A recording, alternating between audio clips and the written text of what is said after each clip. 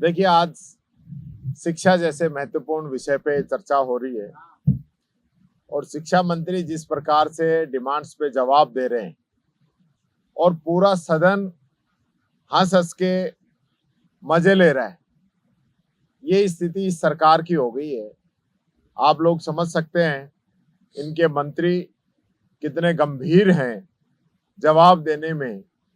शिक्षा मंत्री 1 घंटे से भाषण दे रहा है, शिक्षा की कोई बात नहीं है। पॉलिथीन पे बोल रहा है, फॉरेस्ट पे बोल रहा है, पंचायती राज पे बोल रहा है, पोस्ट मशीन पे बोल रहा है, रोहिंग्या बांग्लादेशियों पे बोल रहा है, लेकिन शिक्षा पे नहीं बोल रहा है। सिर्फ कांग्रेस पे आरोप लगाने से काम नहीं चलेगा। आज फिर वापस सदन के अंदर इन लोगों ने आरोप लगाए। मैं ये कहना चाहता हूँ कि आरोप आप कब तक लगाएंगे? आप जांच कराइए ना, दूध का दूध पानी का पानी हो जाए। अब 1.5 साल तो आपको हो गई है, तीसरा हिस्सा लगभग आपका पूरा हो गया है। तो आप लोग कुछ तो जिम्मेदारी समझिए। आप सत्ता के अंदर हैं, सदन का माहौल इस प्रकार का पैदा कर रहे हैं, गतिरोध पे गतिरोध पैदा करना चाहते हैं। ये लोग नहीं चाहते कि सदन जो है अच्छे से चले, सुचारू रूप से चले, और फिर गतिरोध पैदा होगा तो फिर ये जनता के पैसे की दुहाई देंगे। ये स्थिति इस सरकार की बन चुकी है। मंत्री कह रहे थे कि मैंने जो प्रिंसिपल और टीचर जो अश्लील हरकत कर रहे थे उनको एपीओ नहीं बर्खास्त कर दिया, उसके लिए 15 दिन पहले तो इन्होंने सिफारिश का लेटर लिखा है। तो किस मुंह से आप बात कर रहे हो? आज इंग्लिश मीडियम स्कूल पूरे देश के अंदर एक पहचान बनी है राजस्थान की। एडमिशन के लिए लॉटरी निकल रही है। उनको मजबूत करने की जरूरत थी, उनको आगे बढ़ाने की जरूरत थी। उनको जिन टीचर्स का इंटरव्यू हो गया, सिलेक्शन हो गया, उनको पोस्टिंग देने की जरूरत थी। आज SC ST के लोगों को जो आपने प्रधानाचार्य से प्रधानाचार्य के अंदर प्रमोशन किए, उनमें जिनको लाभ नहीं मिल पाया आरक्षण का, उनको लाभ देने की जरूरत थी। आप अच्छी बात करते, आप जहां आपके स्कूलों के अंदर कमरे नहीं है उसकी बात करते। आपके घोषणा पत्र में था कि हम सरकार में आते ही पहले वर्ष के अंदर सारे रिक्त पदों को भरेंगे। तो वो बात तो इनकी कभी जिंदगी में पूरी नहीं हो सकती, क्योंकि 1 साल निकल चुका है, सिर्फ बातें बातें बाकी है, वो कर रहे हैं। आप जनता की बातों से आपको कोई लेना देना नहीं है।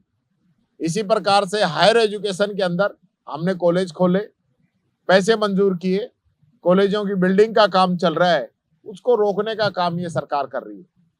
ये सरकार नहीं चाहती कि गरीब बच्चों को, दूरस्थ इलाके के बच्चों को, किसान के बच्चों को एजुकेशन मिले, इसलिए लोग कॉलेजों पे भी रोक लगाना चाहते हैं। यूनिवर्सिटीज के अंदर क्या हो रहा है? कोई आरक्षण का पालन नहीं हो रहा, वीसी मनमानी कर रहे हैं, सिंडिकेट मेंबरों की नहीं मान रहे। राजस्थान यूनिवर्सिटी के अंदर प्रोफेसर निमाली सिंह के साथ किस प्रकार से कोर्ट के आदेश के बाद भी कोर्ट के आदेशों की पालना ये लोग नहीं करा रहे, क्योंकि उन्होंने राहुल गांधी जी का प्रोग्राम उनके समय हुआ था। तो इसका मतलब क्या हुआ? तो आप इन सारी चीजों को इस प्रकार से देख रहे हो। वहां जो प्रोफेसर लगने थे उनके आपने मिनट्स के अंदर वो आपने तथ्य मिटा दिए। ये स्थिति सरकार की हो रही है। कोई सुनने वाला नहीं, कोई बोलने वाला नहीं, कोई देखने वाला नहीं। हम पूरा दिन हो गए यहाँ पे इनको बातें इनके ध्यान में लेके आते हैं, लेकिन उसके बावजूद भी इन लोगों की मंशा उन पे एक्शन लेने की नहीं है। आज कॉलेज के अंदर 1.25 साल से ऊपर हो गया, 1.5 साल होने को है, इन लोगों से पोस्टें नहीं भरी जा रही। विद्या संबल तक में पूरी पोस्टें ये लोग नहीं भर पा रहे। तो क्या करेंगे ये लोग? कब इसका उद्धार करेंगे? कब एजुकेशन के प्रति जागृत होंगे? आज जो एजुकेशन के अंदर हमारे बच्चे विदेशों के अंदर पढ़ रहे हैं, राजीव गांधी स्कॉलरशिप जो हमने चलाई थी, इन्होंने नाम बदल के उसका विवेकानंद स्कॉलरशिप कर दिया। हमने कहा ठीक है, नाम बदल दिया, कोई बात नहीं, लेकिन उन बच्चों को स्कॉलरशिप तो दी थी।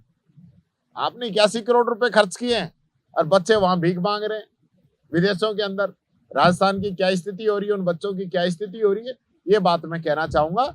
सरकार जो है गंभीर बने, चर्चा करे राजस्थान की जनता के हितों की, राजस्थान की आने वाली पीढ़ी की, यहाँ जिस प्रकार से अंदर जो विधानसभा ये लोग चला रहे हैं, मैं समझता हूँ राजस्थान की जनता देख रही होगी तो हंस रही होगी इनके ऊपर, इस पूरी सरकार के ऊपर कि इन लोगों की क्या मानसिकता है, किस प्रकार से वो लोग काम करना चाहते हैं।